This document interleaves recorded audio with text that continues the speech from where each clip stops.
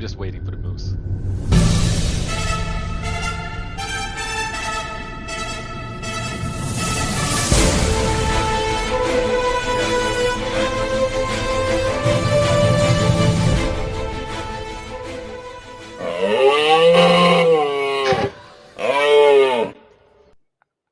Hello and welcome to the Nordic Takedown podcast. My name is Jason, the Captain Kirk, and I'm here with Humble Adam, as I guess I'll call you. Yeah, hello.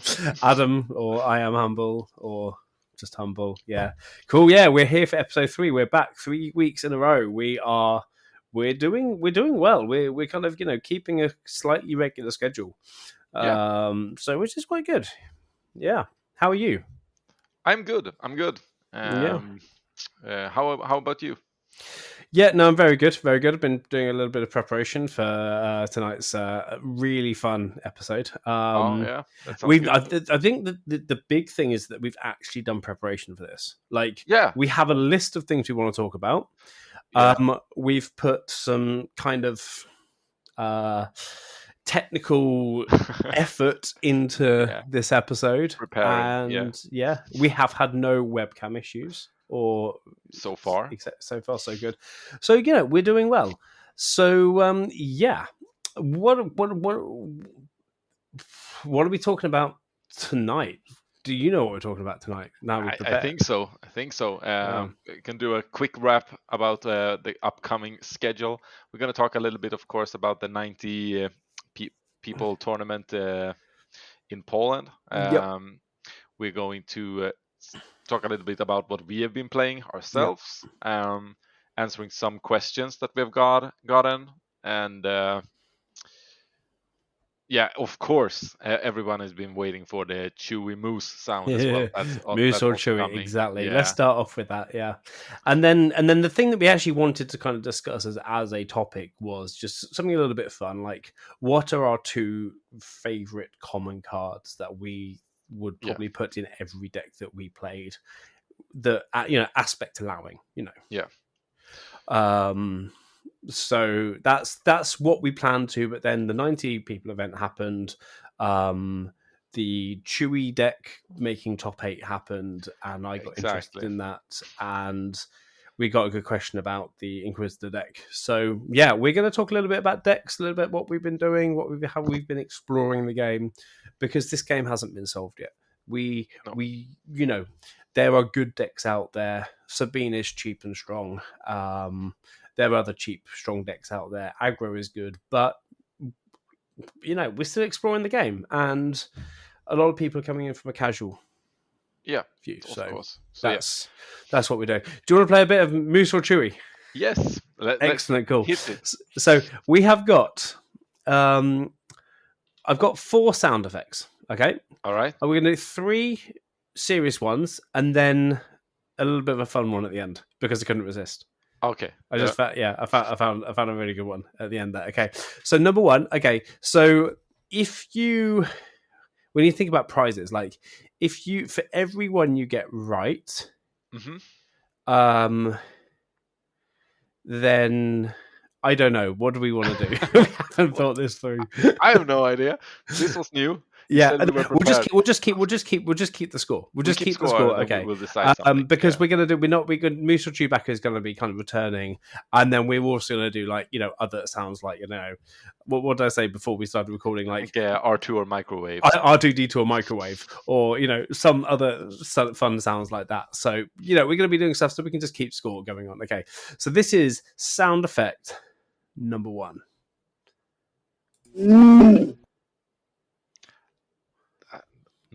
That's it. Am I supposed to guess right now? Yeah. I'm gonna guess Chewy. You're gonna guess Chewy? Yeah. You are correct. Nice. That was a Chewy. That was Chewy. I thought that would be quite difficult actually, because you got nothing to compare it to. Yeah. Now we're going as number 2. You might have something to compare this to. Okay. Number 2. Has to be Chewy again, right? Yeah, that's Chewy again. Yeah. Chewy again. Just think, could they all be Chewy? Yeah, I'm starting to think that. Could I have done this and just an all Chewy? Okay. Two for two. 2 for 2. Yeah. I've actually never heard a moose before, but that is exactly how I would imagine a moose would sound. So I'm gonna guess moose. You are 3 for 3. Yeah, there is a bit of a difference there, actually. Yeah. Okay. Cool. And do you want bonus number 4? Oh, of course. Yeah.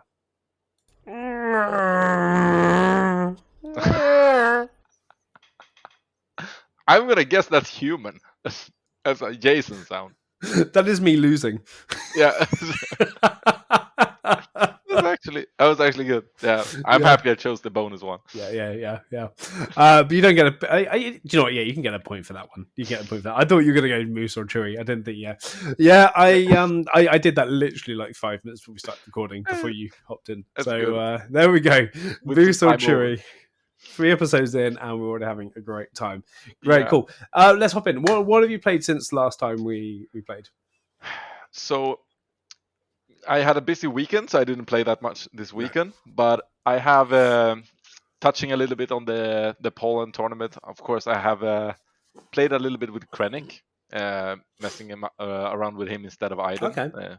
Trying to see which one I prefer, especially now since there is. Was that before Krennic won? To kind of think, actually, could he be good? A little bit before. I was starting a little bit before, and then he won that tournament. Then I kind of realized he's going to be real strong. So I've been playing mostly Krennic and a little bit of Boba Fett.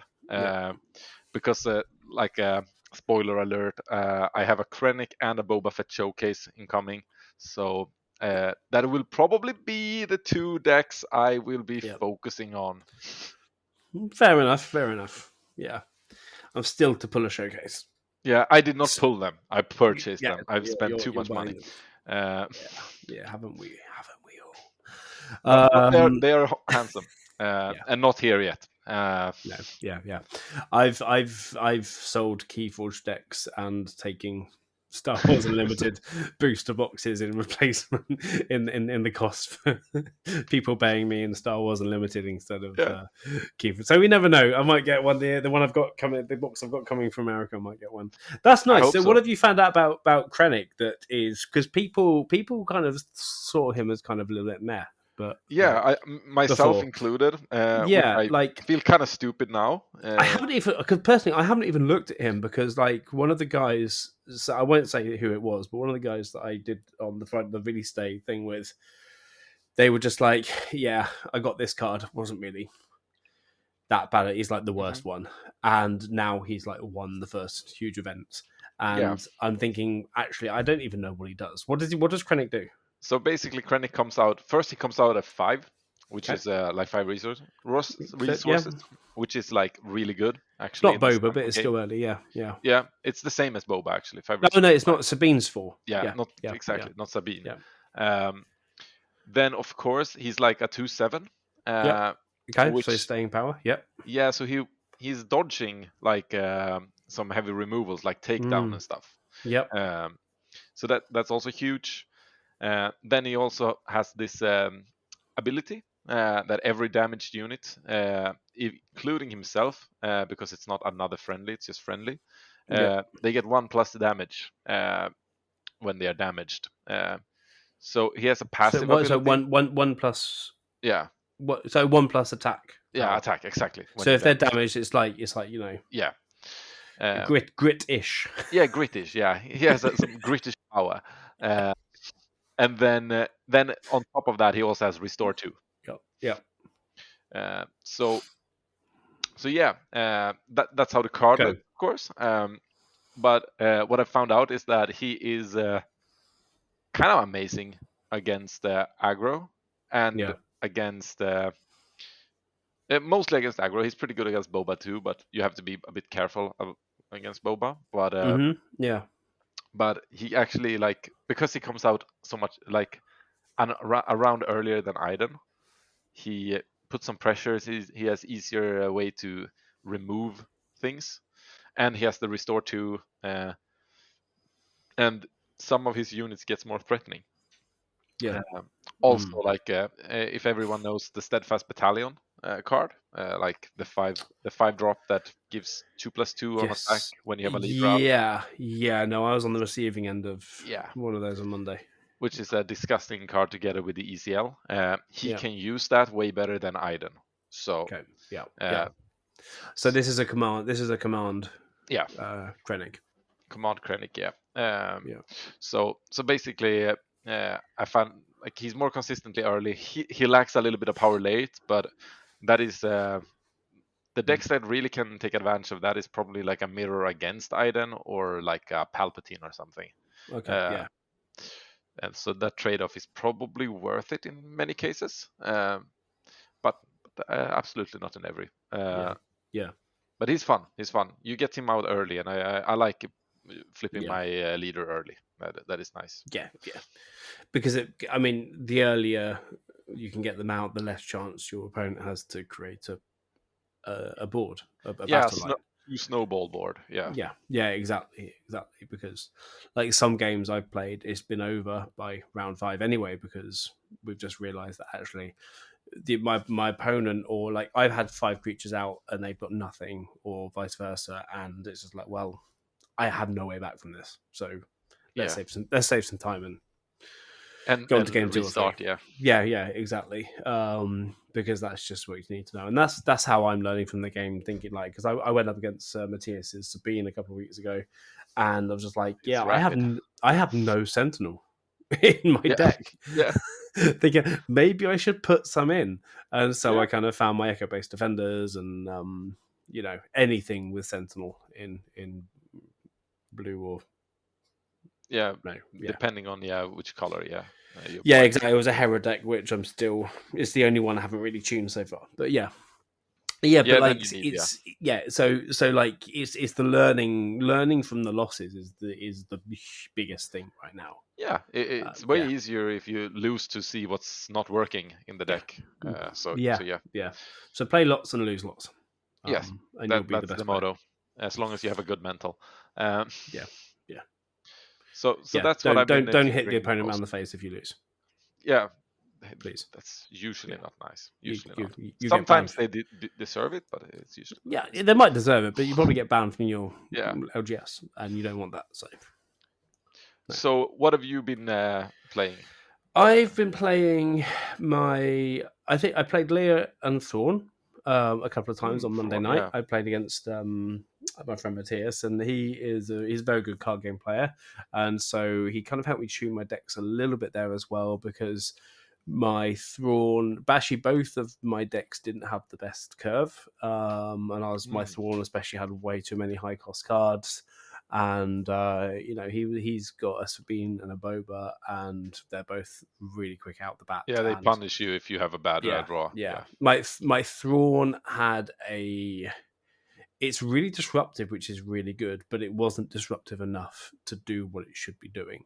I'm really enjoying Thrawn. I'm really enjoying just we talked about it last thing, like the information you get just from seeing what card is coming. That as one. As a player, I need to remember to actually trigger that. Because it's going to get to a point where if you don't do it at the start of your turn, you miss that window, you miss out on the information, and you've just got to blind. Go blind on it. However, and at the same time, having the initiative is so important. With that, so that you can possibly exhaust their key card, but at the same time, you need to be careful not to have too many low cost cards, because otherwise, maybe a Devastator is going to be difficult to. Having a 10 cost that's very late in the game, and you should shine anyway. If I haven't won by then I've got bigger issues. So I'm kind of exploring that, but I'm also kind of realizing, you said last time, it needs more support. It probably needs more, and I'm going command with Thrawn at the moment. So that's a lot of. I'm enjoying that a lot, just because it's also different. I've also played Leia. I played my league game, played in real life against Matthias, because it was just so that we had games that we played best of 3, so I lost 2-1, but it's actually a lot closer than I expected. So it was Leah aggro versus his Sabine, with it was a Sabine, Commander Sabine, so both green reds across the board, and it was just a case of who can get the best battle line out, and then bang, bang, bang, do as much as you can. Every single game, I got my units Sabine out first turn, and it was quite fun. And then in the third game, I drew Echo Base Defender 3 times, like straight M. And so we got rid of one Echo Base, played out another, got rid of one, played out another, got rid of one, played out another. It was like, come on. So like the aggro matchups, if aggro versus aggro, that's a lot of fun. Because it's just it's racing, it's the tempo, and you get so many games in. You can play and like 20 in 1.5 hours. But Leia is actually quite strong. Leia is she's really good. Like her ability is really, really good. But she has to be quick. Out there faster and can destroy you a little bit before. Exactly. So you need something there to stop the Sabine matchup, maybe a bit more controlly, but and if that's at possible. But your aim has to be quicker, as quick as you possibly can be. If it wasn't for the EZL, which you can't run with Leia if you want to play aggro because you really want the red. You have to go red. If she was red and the ECL, then maybe she could have been better than Sabine, actually. So she's not a bad cardie. But being an official, she had to be command. She's a leader. It made no sense in her not being. Yeah, she's not really that aggro in the movies. No, exactly. Like unless she's had a bad day, like exactly. or Hans upset her, then it could be quite often. Yeah, exactly. I want to see a film. I want to see the Between Years film, whether they do animated or whatever. But I want to see more stuff between Han and Leia. Between episodes 6 and 7. Yeah, that would be cool. I want to see them having arguments. I want to see them kind of going through the stress of parenthood. Sounds like a more of a cartoon way. With Ben just really kind of being the rebellious kid all through his childhood, and just being that nightmare kid. That's what I want to see. That's the next thing that they should release. So, is Han Solo and Leia your 2 favorite characters in Star Wars universe? I don't think so. No, I don't think so. No. I think Chewie and R2-D2. I love the droids in Star Wars. I really love the droids. BB-8? I think he's okay. I think they could have gone more or less cutie with him and gone a little bit more chopper, terrorist chopper kind of stuff style. With him as well. But family friendly films and stuff. But I like the relationship that they have between human, like living and droid. In Star Wars, like they're a person, but they're also a droid. They're expendable. They also have memory. They have almost personalities. Feelings. They have they have personalities at least. Exactly. Of course, they've got feelings. Like freaking C-3PO complaining all the time. Yeah. Oh my goodness. I kind of like him. Yeah. Exactly. Yeah.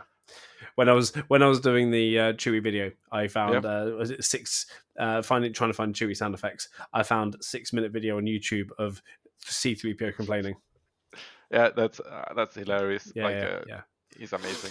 Yeah. So I think that might be another thing that we do in the future: C-3PO or unhappy Brit. Yeah. Sounds good. Probably the same. Yeah. So anyway, that's what I've been playing. It was a long answer, but I'm enjoying. What I'm enjoying about this game is the theory crafting. Yeah. You have an idea, and a couple of cards. You're looking through cards. This could go together. For example, one thing I saw this week was because we've all been reading up about the ECL, the Energy Conversion Lab, with the Steadfast Battalion play, or no, the Grit, the red yeah. gorilla The attack gorilla pod. attack pod, yeah, or something Yeah, like exactly. So you can get it out, and it can ready ambush, etc., etc. Yeah. You can get something similar with Wedge Antilles. Yeah. Because he gives vehicles. Every vehicle has +1 and ambush.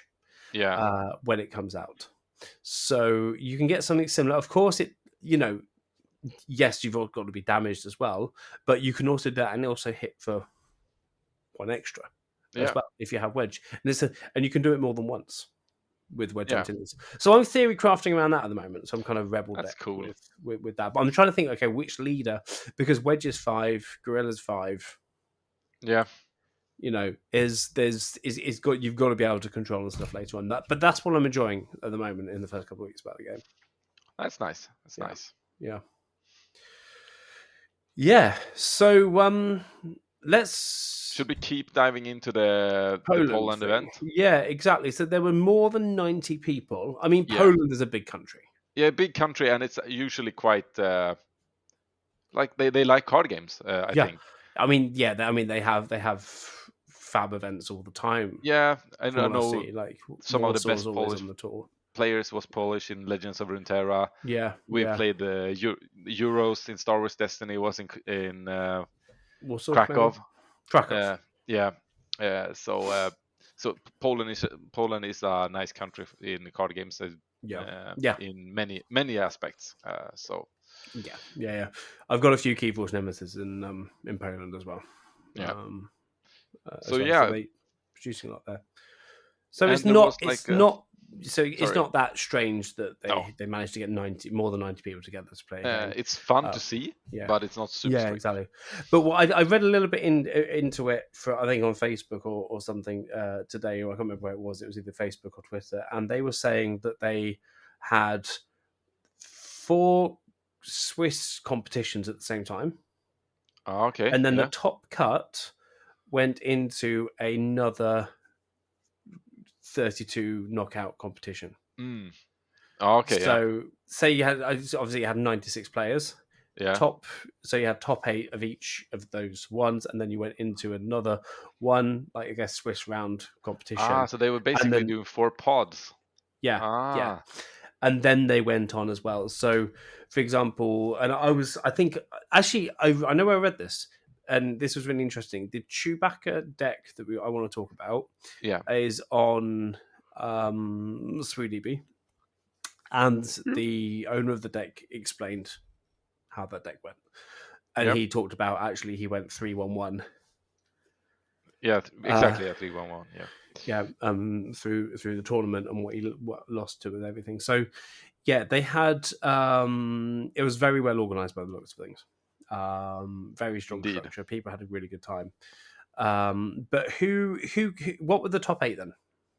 Do you have that list? If I remember correctly, it was the one Krennic, the one that won the tournament. Yep. I think it was 3 Iden Green. 2 Boba Fett's, and then 1 Sabine and 1 Chewie. Okay. Is that the right amount of players? I wasn't even counting. So. I'm trusting you. Yeah. If I was off with 1, then it's 1 less Iden. So it was a big 3, and then with the Krennic Uprising, I guess, with a sneak win. But Krennic and Iden is it's almost the same deck. They're different versions of the same. And then it was the big surprise really was Chewie, I would say. Yeah.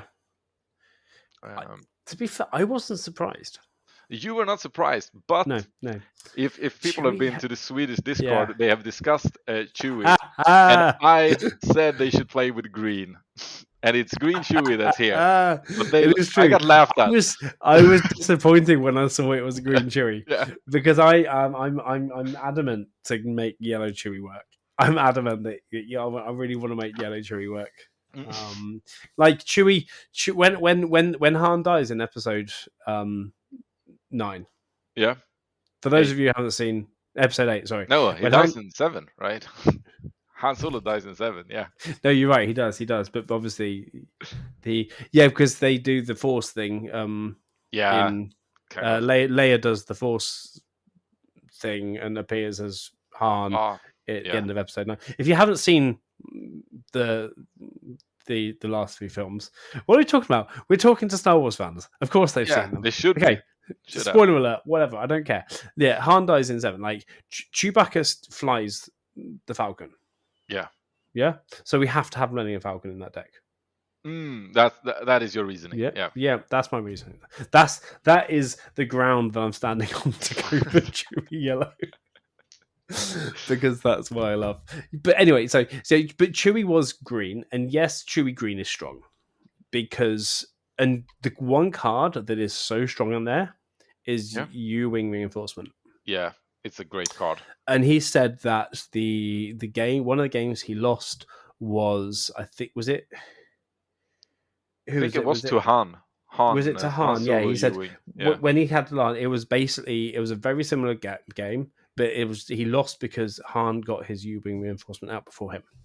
Yeah, that was the big difference. And that is actually like when I look over the deck, it's like we talked about like the best decks. I think last episode or first episode where I mentioned Han Solo should be in the top 4, and the Chewie deck is very similar to Han Solo. And basically, it's the difference is Han he can play yellow, Luke instead of Han as like the cards, so more blue cards, I guess, instead of yellow. Yeah, true. Although I'm actually going quite heavy yellow at the moment. But my plan with Chewie, and I think we'll talk about more of this about next week, because we're going to focus in on a hero next week. Hopefully, if I can kind of get the person in that I want to kind of discuss with me, about this. But Luke is the backup to if Chewie does get killed early on, I've got my 7 resources. I can get Luke out as well. And that is going to be, I think, quite a strong thing. And the winning deck even had Luke in. 3 copies of Luke in as well. So Luke is a really strong card there, for sure. So but I'm also looking, and the big thing is like going really using the yellow, using the disruption in the yellow, like Leia, for example. You've got the brawl. No, what are they called? Like it comes out shielded. Yellow. Is it the cartel? What's it? No, what's it called? The one 2 cost 2/2. Yeah, shielded. 2 cost 2/2. Yeah, shielded one. Him. That's the one. We all know who they are. There's cheap shielded stuff that can come out and to really block and slow the game down. Yeah. So it's really got its potential, Chewie, and I don't think people should sleep on it or focus too much on trying to beat it. If they do, you're going to bring it home, right? I mean, that's the plan, That's the plan. So I think Chewie is one of those heroes. But then again, like everyone wrote off Krennic. Yeah, look what's happened. You can't really write off any hero so far. Maybe Chirrut, but although there was a decent Chirrut is having some play. Yeah, I think. There is someone you could probably like IG88. What are you talking about? I'm looking at double aggression IG88 at the moment. Ah, you do. I need to grab some. That's the thing. Someone, we got a little bit of feedback last time. Maybe it's too early to talk about meta and stuff like that. Yeah. But at the same time, talking about the good decks, the bad decks, what's working, what isn't working. This is the fun thing about the thing, and this is the exploration that we should be having with the game so early on. So we're talking about this not in a way that's saying this is what you should play. No, of course not. You choose what you should play. You choose what you enjoy playing. But we talk about what other people are playing that is working for them, and actually, is this the best choice? Isn't this the best choice? Etc. Etc. Because this we're in March. In 3 months' time, we're going to have set 2. Yeah, new decks, and everything's going to change. We're going to have we don't know which leaders we're going to have apart from Mando and Moff Gideon. We don't know what are the characters, what are the units. Nothing's been spoiled yet, which is kind of nice. which is kind of nice. And we need to kind of contact FFG to make sure we get an exclusive spoiler. That would be cool. FFG, if you're listening, we'd love the opportunity to be able to do that. But we can't get more subtle than that, right? No. So but the game is wide open still. Yeah, it's But what is cool with it is that it already has a meta. Is that it is something to build against. Yes. If there isn't a meta, you don't know what you try to be good against. Then you're just building and hoping. Now hey, Sabine, Boba, they are early focused. I need to be able to deal with that if I'm going to build a deck. Exactly, yeah. Everything's going green. Everything's going command. Command is really successful right now. How can I explore the rest of the game to crack into what the others are doing? Yeah. How do I make a deck good against command, maybe without having command, or maybe just double down in command because it's so good. Yeah, I know. And then how can we make it our own? Because the last thing I want to do is pick up a deck, pick up someone else's deck and play someone else's deck. Yeah, I do that in Flesh and Blood all the time, and I still lost. So maybe it's not about the deck. Maybe not that. Or you pick up the wrong deck. You didn't say you picked up a good deck. Apparently, I picked. I mean, the first Flesh and Blood deck that I fully picked up and built was the world champ. Was the exact copy of the world championship winning deck. Maybe all Flesh and Blood players are just bad. You never know. It's unlikely. Yeah, no, definitely. Yeah, exactly. But there is still a chance. It could not. Doesn't have to be you. There is a chance. Yeah, exactly. Let's spend a couple of minutes. We did now we're talking about decks, and then we can finish talking in about certain leaders and certain decks as well. But let's look into things. Nicola said in the Discord, discuss the podcast thing about what do we think about the Grand Inquisitor deck that is up on the official website. And was one of the game designers, Ryan Serrano. He put up a Grand Inquisitor aggro deck, which is a Vigilant, so red, black, blue, and it has security complex in. And looking at this deck, it's definitely aggro, so aggro deck. Very, very aggro. The highest cost card is 5. Yeah, the Seventh Sister, right? Which is the Seventh Sister, indeed. And you have 0 legendaries. Yeah, which is nice, just like Sabine. Which is nice. So a very low curve. Would we call that a low curve if there's a lot of or high early curve? Or I'm learning so much about this curve thing so far. It's like this one basically doesn't have a curve because it ends on 5. It has no high end. Fair enough. It lacks high end. No, but it doesn't really need it, because the whole idea is you get your units out and you ready them and fight with them. Yeah, at least once with Grand Inquisitor every time.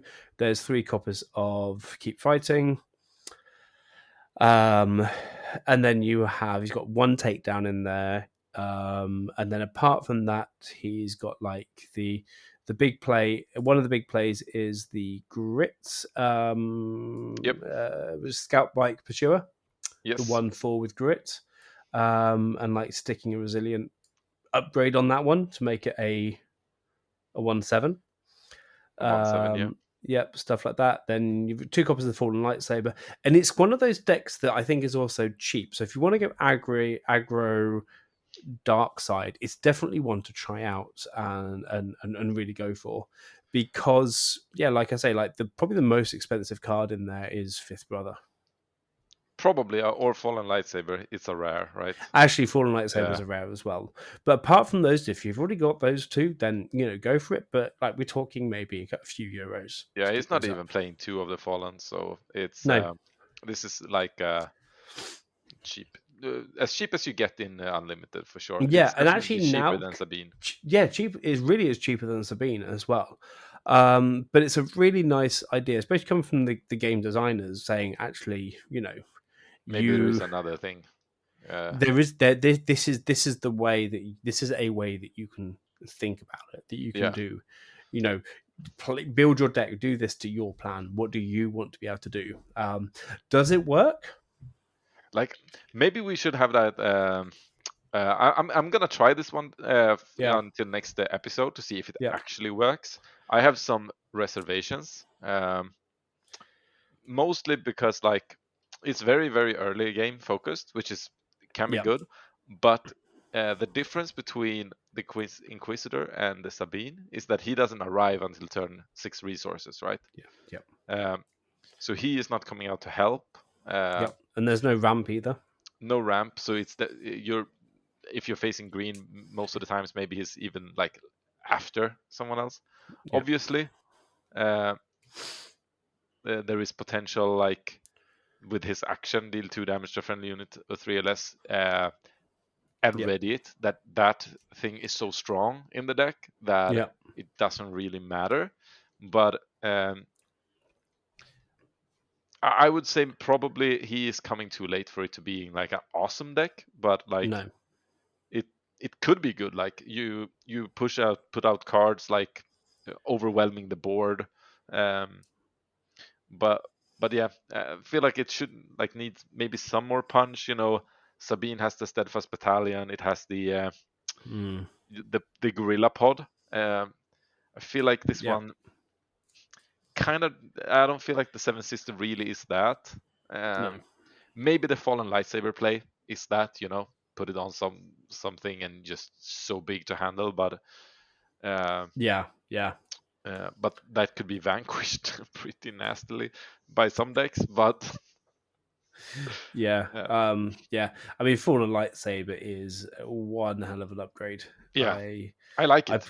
I played against Daniel Peel in the first week of the league, and he put 2 Fallen Lightsabers on Palpatine. All right, Palpatine is gonna do some work then. Yeah, he was. I couldn't touch him. Yeah, I feel like it's impressive that you survived for him to put down his second Fallen Lightsaber. I mean, I was playing my earlier version of Thrawn, so I was getting a little bit of a little bit of Sentinel out, a little bit of disruption out. So I was able to kind of do that, but I just couldn't touch him without just letting go of my battle line. So, but then Daniel's also a very intelligent player. Yeah, so like everyone that's beating you are. Easy now. No, it's all right. I never get beat by stupid players. That's what I'm saying. Yeah. No, but yeah, the deck is interesting and it's cool that because what I've seen otherwise is like Iden Red, and for me, Iden Red does not work. It's just like a poor man's Sabine or a poor man's Iden Green. Like it doesn't feel competitive. But this one maybe could like sneak in victories if you're truly good with this deck. Now it might not be as much of a surprise if people see it a lot, but like having a aggro deck that people don't really know how it works or function could steal you game 1, and like then you've actually just only had to be a little bit lucky in one of the next 2. I mean looking at this, like the amount of 2s, 1s and 2s in here, like you could get out at turn 1 a Cantina Brawler or what? Cantina Brawler, whatever that one is, with Resilient on it. Turn 1. Yes. That's or like one the cost, Death one Trooper cost. with it, or a Death Star Stormtrooper, which is probably a little more fragile, but yeah. Exactly. But like, and it is actually pretty easy for it to play like 2 units if you want to on the round after as well, like a 2-drop and a 1-drop, for example. I mean, round turn 2 you can get a Scout Bike the Scout Bite Pursuer out with Resilient on, and then start damaging it. Yeah. For example, so it can really come out strong before anyone else has time to be able to react. Yeah. So it feels like it punishes like someone that it could it's gonna punish someone that has a bad draw. Yeah. Which can definitely. happen, if you're a little bit greedy and you can't put anything out in round 1. It's gonna be like 3 units turn 2. What are you gonna do after that?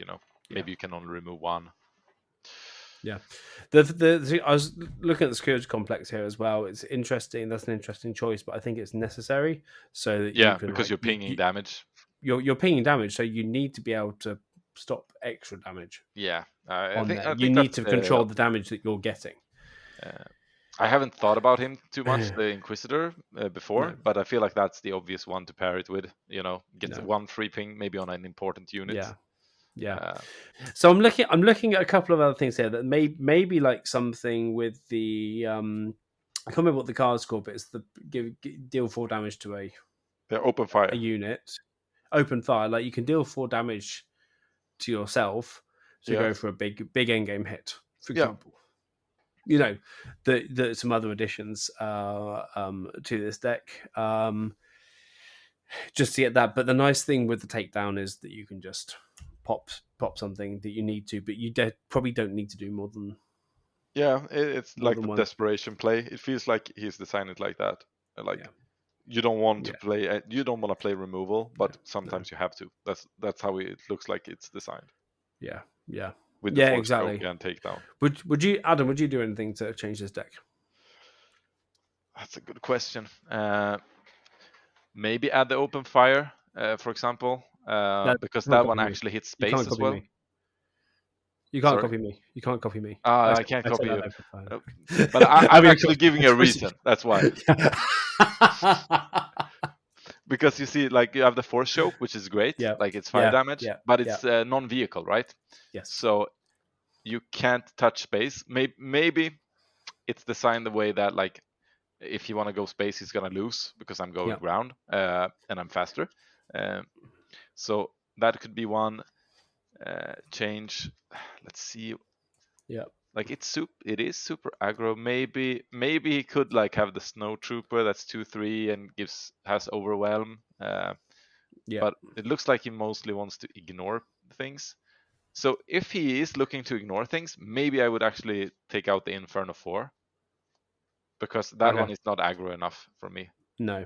But he doesn't have much space there at all. No. That's his only space. Yeah, so it's something in space. No, the Interceptor as well. So that's only 6 space units. Yeah. So it feels like he's so weak in space, maybe you can abandon it, and just be so strong in ground. Because he's not ever gonna be able to choose to go space, True. At least not to win the game. Maybe like squeeze out something late, but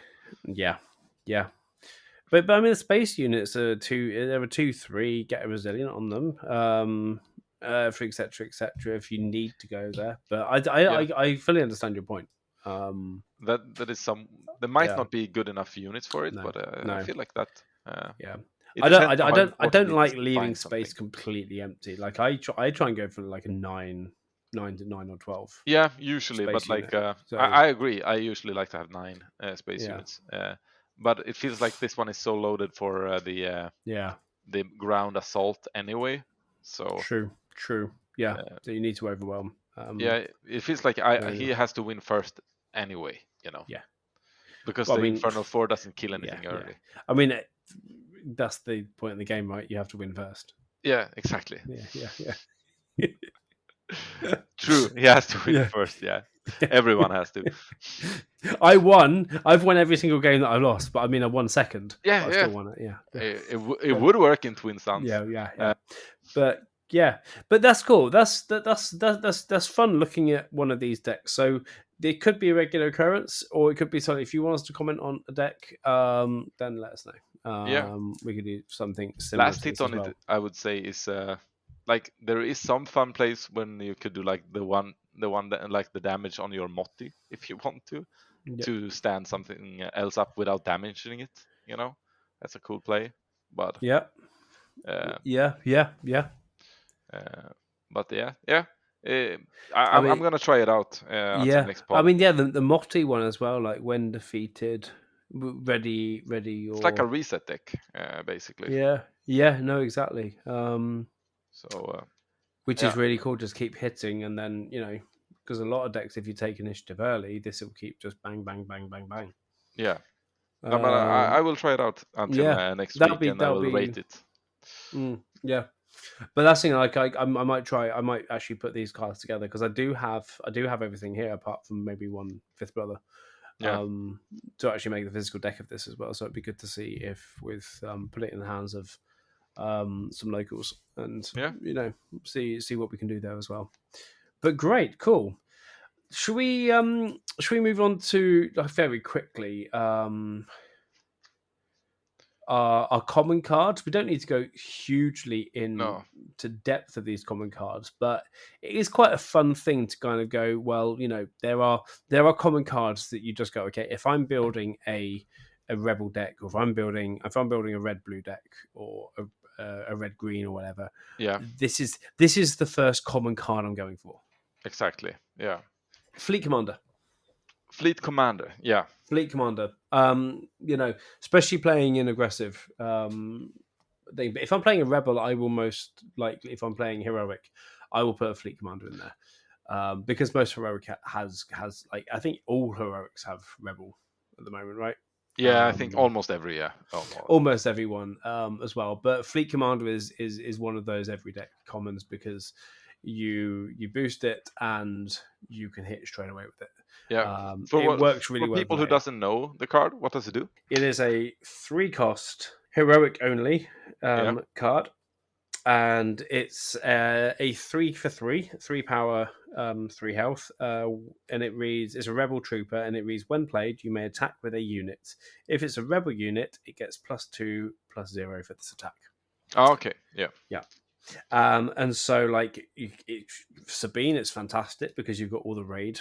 Yeah. As well, that it's already Sabine and other things are already hitting for like 5 or 7 or something, so you're adding one more to there.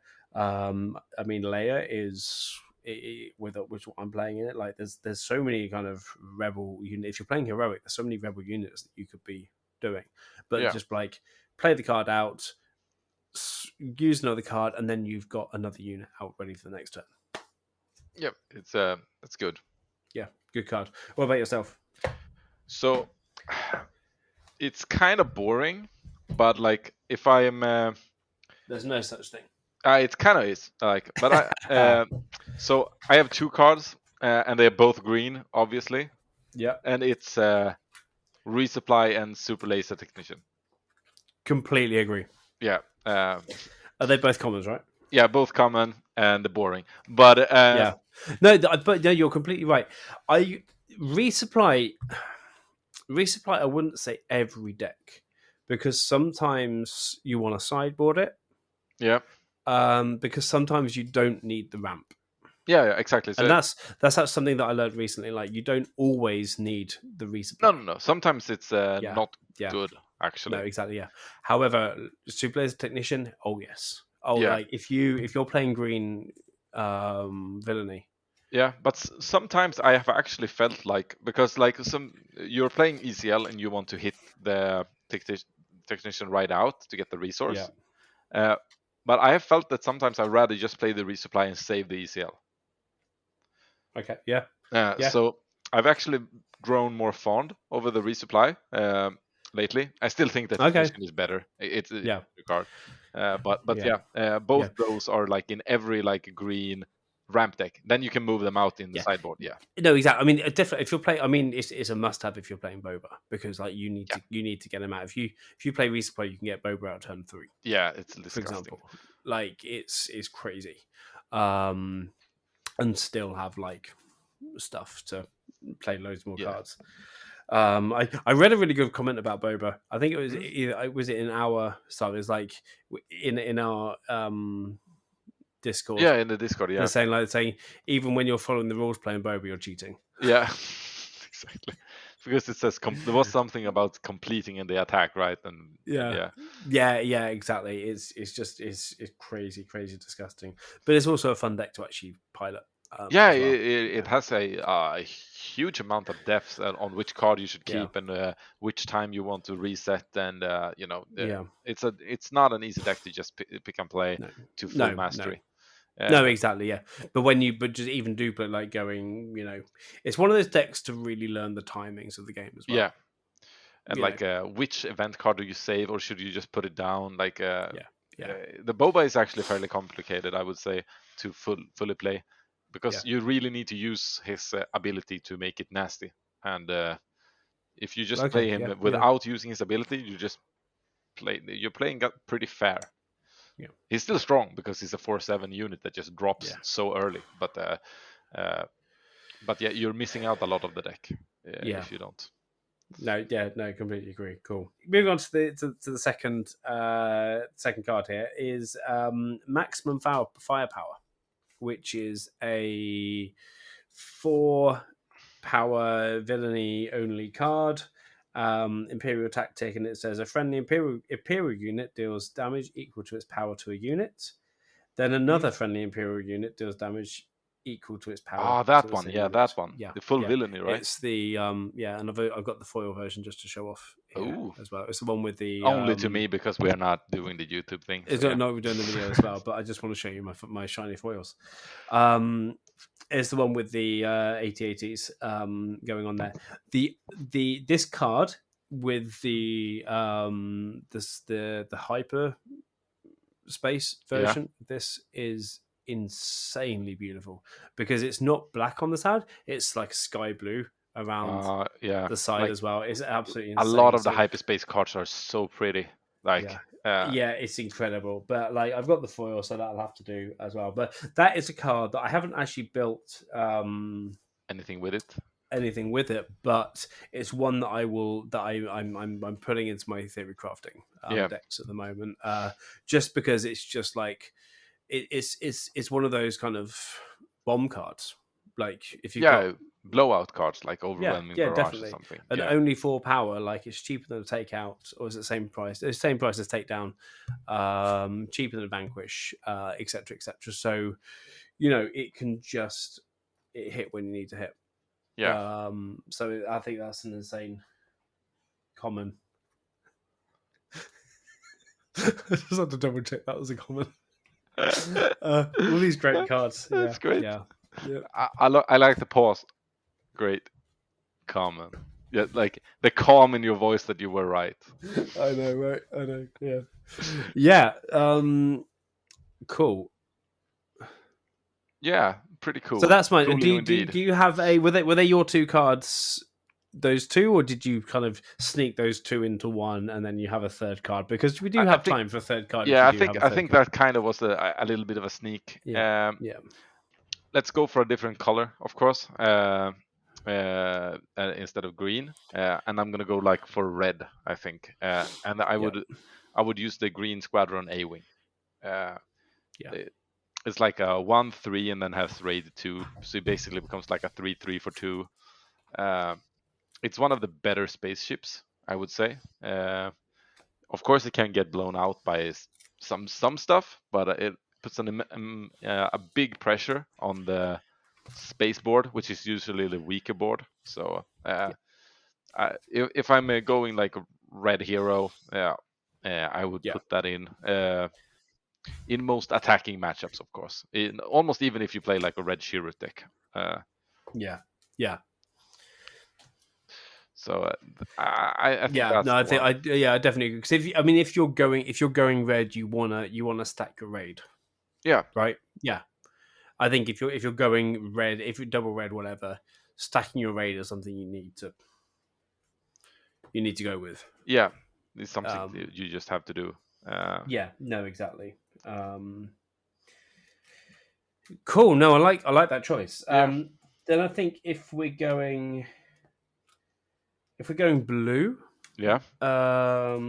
blue, I would say have to be a takedown, right?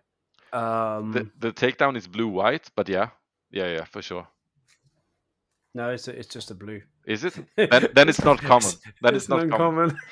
But I can tell that you meant Vanquish. You know that's what you meant. It's blue and it's common. You meant Vanquish. Let's say that.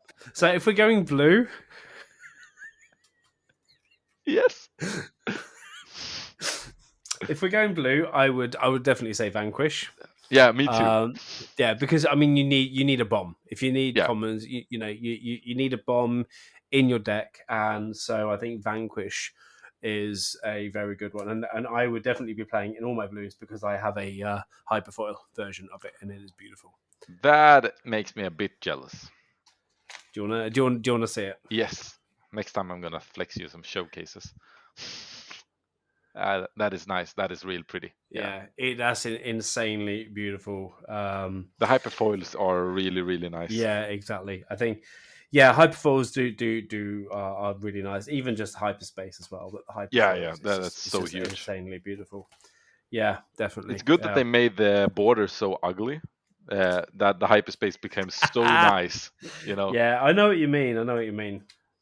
I think it's nice. Like that makes it more valuable and more fun to pull them. So I think it's not like I want to puke on the borders, but they are not supposed to be anything special. So yeah. And then yellow. Did you pick a yellow card, or I do have one yellow card, but I'll let you go. We probably pick the same card or look at the same card if you think a common yellow. As long as we've looked at commons and then, we've looked at commons, yes. Yeah, I think we might both be going for. I think you will be going for Waylay. You know me so well already. Yeah, but I think I'm gonna go with Surprise Strike. Okay, yeah. Surprise Strike is a very good combo. Yeah. So I think Waylay is probably like a more general use card. Surprise Strike is more a little bit for faster matchups. But I think it's the Surprise Strike is really good. You can take out something big with something small, and you can just rush the base from nowhere. So I like that a lot. But of course, Waylay is Waylay. But I mean, Waylay is just really good, like instant removal. Like I paid 8 for this. Ah, you did? Up. Yeah, you can pay 8 again. Yeah, pay 8 next time. I'm doing something for 5, and it sticks. Okay, so there were some good common cards that we have, thought that actually the things that we would play, and this is right now. This is the current meta, or what we would play right now with what we know about the game. So if you have other common cards that we haven't mentioned and you want to give your argument, we want to hear. Yeah, for sure. It's nice to have some arguments. Yeah, and if you disagree with anything we said, just please let us know, because that's the fun of the having a community. You can disagree and have a conversation about it. So get in contact with us and tell us we're wrong. Yeah, please. And last before we wrap this up, we have to at least plug Monotorsk. We do, your store, because they are hosting the first constructed event in Sweden. Yes, 24 people. April of 6th of April. There will be at least one Chewy deck there. I think there'll be 2 Chewy decks there, actually, from the conversations I've been having. One probably yellow Chewy, one green Chewy. I don't know, but it's 10 o'clock starts. 10 o'clock start, 6th of April, and we will go until say 4. The store's open till 4. There was 24 places left, so I think there's like 16 left at the moment. Yeah. And so come down and get involved. There'll be prize support. It's a 200 crown buy-in, and all the money is going to prize support because so that would roughly they got some good prizes. 4,800 Swedish crowns, which is a bit over 400 euros for European listeners. So that is pretty good. Really, really good, especially for being Sweden. That is. And so you got they're like deck boxes, play mats, and stuff that they're going to put into the prize pool, and it all depends on obviously how much actually sign up. But they've been doing really well. They've had 16 last week at the first week to play. Yeah, that is. The second really weekly good. play was tonight, so we don't really know what they were. I tried to pop down there today to chat to Johannes, but he was out. But yeah, they were just like saying they're really looking forward to this event, and this is kind of their kind of dry run toward before they do their store showdown in May. And so they're doing that. So really awesome shop, really nice shop. They're 24. It's a small. They've got a small playroom. But it's in a bank vault. So if you haven't been down there and stuff like that, you get to play cards in the bank vault, which is really cool. Yeah, that's really nice. So yeah, so check out mantorch.com. I'll try and remember to put it in the show notes. And yeah, so come and play with us and challenge us for the title. Yeah, for sure. Yeah, and, excellent, cool. Well, I think that's the end of the episode, right? Yeah, cool indeed. We will be back next week, and may the force be with you. May the force be with you. See you next time. Bye.